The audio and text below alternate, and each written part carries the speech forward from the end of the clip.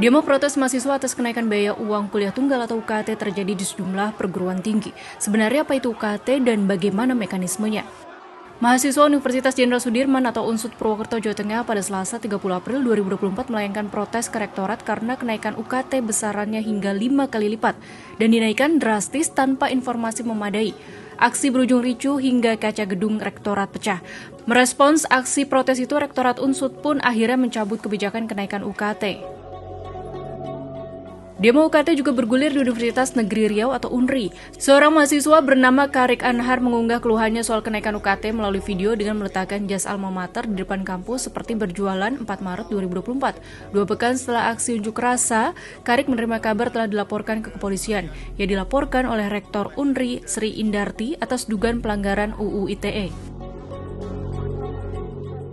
Kasus UKT lainnya, ratusan mahasiswa Universitas Sumatera Utara atau USU Medan, Rabu 8 Mei 2024 memprotes kenaikan UKT 2024 yang lebih dari 100%. Mahasiswa menilai kenaikan UKT di USU tak diikuti perbaikan fasilitas di kampus negeri tersebut.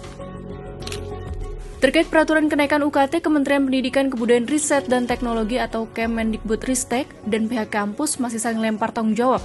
Kemendikbudristek mengatakan kenaikan UKT merupakan kebijakan dari kampus masing-masing.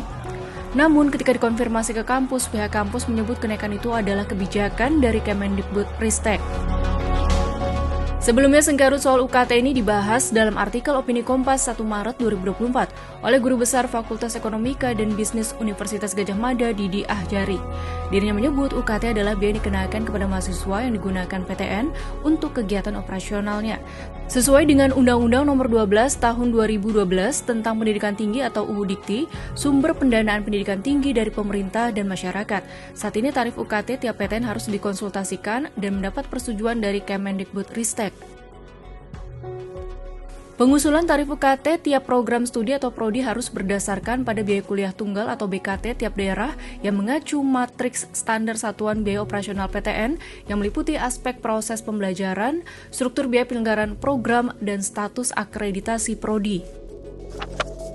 Pada pasal 88 ayat 4 UU Dikti, pemerintah mengatur UKT prodi sarjana dan diploma di PTN agar tetap terjangkau.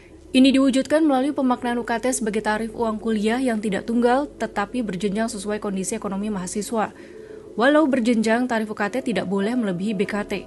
Dengan demikian, secara rata penerimaan PTN dari mahasiswa akan kurang dari BKT. Untuk mencukupinya menjadi tanggung jawab pemerintah melalui subsidi untuk PTN. Penghitungan alokasi subsidi untuk PTN sebesar jumlah mahasiswa program sarjana dan diploma yang membayar kurang dari BKT dikalikan selisih pembayaran UKT dan BKT untuk tiap mahasiswa. Implikasinya PTN yang banyak memberi UKT murah yang lebih rendah dari BKT seharusnya mendapat subsidi yang semakin besar dari pemerintah. Sayangnya kemampuan Ditjen Dikti Kemendikbudristek untuk memberikan subsidi kepada PTN sangat terbatas, bahkan tidak mencukupi kalau mengikuti rumus sesuai UU Dikti tersebut. Karena keterbatasan alokasi anggaran Ditjen Dikti untuk subsidi, PTN berusaha menjaga keberlangsungan operasional dan mutu akademiknya, antara lain dengan mengandalkan sumber pendanaan mahasiswa.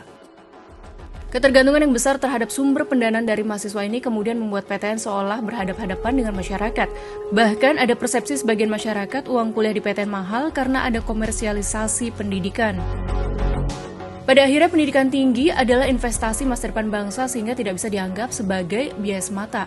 Agar UKT bisa lebih terjangkau atau bahkan gratis, dibutuhkan komitmen kuat dari pemerintah melalui subsidi yang lebih besar ke PTN.